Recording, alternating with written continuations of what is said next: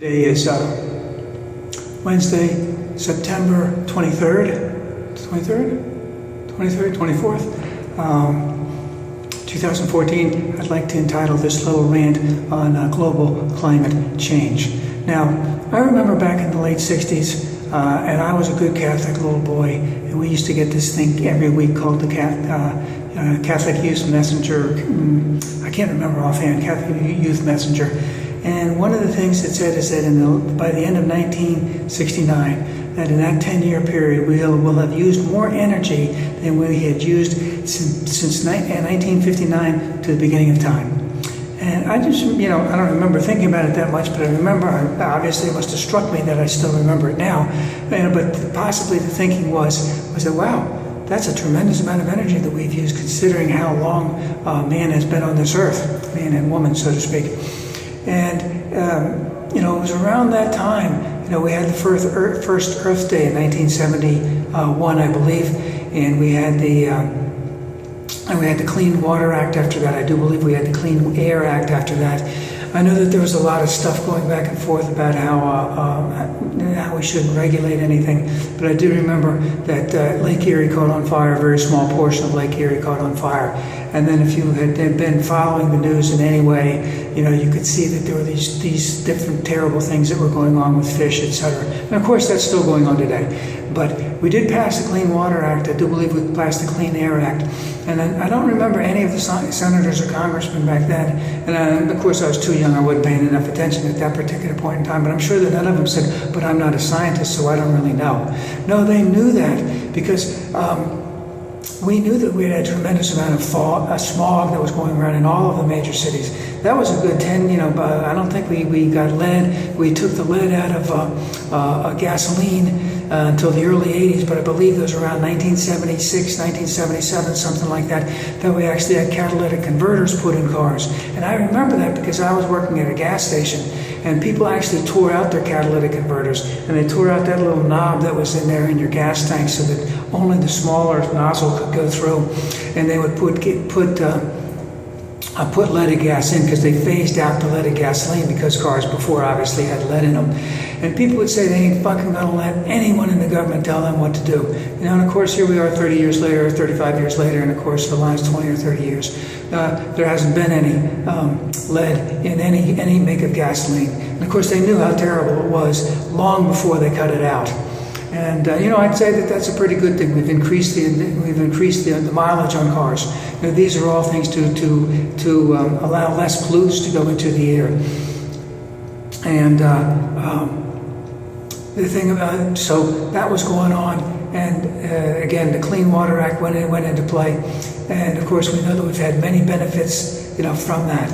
And in fact, I even remember that they made fun of how much pollution there was, even back in comedy days, because I remember on a Johnny Carson show, remember when Johnny used to do Karnak and he had the little thing on his head and he'd pretend he was some type of Swami or something like that, and Ed, the great straight man, would ask give him the answers, and he'd have to figure out the questions, and there's Karnak sitting like this, and Ed McMahon's, the next question is UCLA, as in, University of California, Los Angeles. And Karnak sits there and thinks, and he does that stupid thing where he starts smiling because he thinks it's funny, and it is funny. And he says, what happens when the smog clears from Los Angeles? And that was back in the 70s. So we knew that we've had a lot of problems with pollution for a long, long time. I even remember watching Disney cartoons where one of the, Pluto, I think it was the dog, he'd have the bloodshot eyes, and he'd be smoking the cigarettes and be driving the cars, and everyone would be speeding, he'd see all the smoke coming out of the cars. So we knew how bad it was way back then. And in fact, some of the first instances that we've had, I think it was the 1760s, when I believe it was cholera. They were able to track the cholera was coming out from the Thames River in London, because they actually went out and did their own statistical analysis. How they did it back then is that they would mark where people lived who had gotten cholera, and they would mark the spots, and they would have their own little GIS system there and mark it. They realized that the closer and closer they were to the Thames River, the greater and greater the percentage of people who had gotten it. So we've known about this, for hundreds of years. We've known that we need to clean up our environment, and we've made some tremendous strides in some ways, and we need to make even more tremendous strides as we go forward. And the reason why I wanted to bring it up today is they had the march there the other day in New York, and I thought it was great. I wish I could go. I'm very sensitive about my getting hurt. I can't travel because it's too far. And but I would have liked to have been to something like that. It would have been something that I hope that I would like to have felt that I was actually part of something that might change something for the good, as opposed to just working your job every day, making a little bit of money, and then going home and whatever. But they had this, they had a lot of groups there, and I'm very proud of the people that went there, that stuck their neck out, that identified themselves as who they were, who they belong, what organization they belonged to, and what they were striving for in terms of reducing the pollutants in our environment, making a much cleaner atmosphere. And I can't tell you how difficult it has been, to see what's going on in Congress in terms of the exceptional denial that's going on in terms of global climate change. The bogus things that are saying the ice is increasing in the North Pole, and all of this other stuff. It's just, and then when I talk to other people, just people on the street or people I might know a little bit, and they tell me what they think about it, and I don't try and get into a fight to them. I try and bring up that there is a different point of view, et cetera, et cetera. Now, I'm fully in the tank, as a tree hugging, save the whale, recycle as much plastic as you can till you die. I'm fully in the tank for that. I've been in the tank for that for a long time. But the global climate change thing is, in a position where it's going to hurt my children, it's going to hurt my children's children, and it's a thing that can be easily rectified. It's not saying that it's going to be happen overnight, and that the changes isn't going to be hard, but we can put policies in place that we can start, cutting back on all of that. And whether it be geothermal energy, whether it be solar energy, whether it be wind energy, whether it be energies that we haven't formulated yet, breakthroughs in battery technology, because we are going to get rid of coal at some point. We know that there's only so much oil there. Now, how much oil? I don't know. Have we hit the part of diminishing returns? Don't really know that myself. But again, we know that we're taking a tremendous amount of oil out of the earth.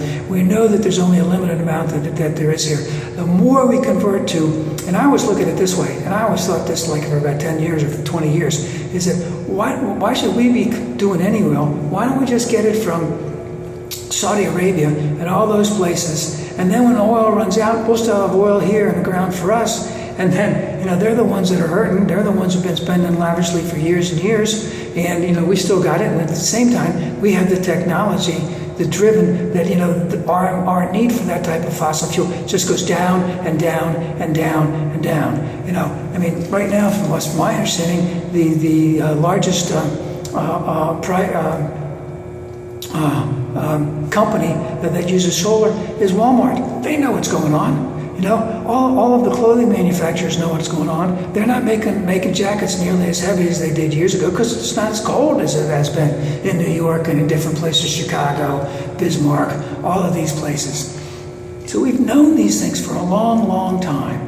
And the denialism that I see on the other side is really heartbreaking because this thing will affect us. And this whole, and I listened to on Monday morning when I took my little ride so that I could get onto my public transportation to go to work. It wasn't really that far. There's no bus transportation to that particular spot.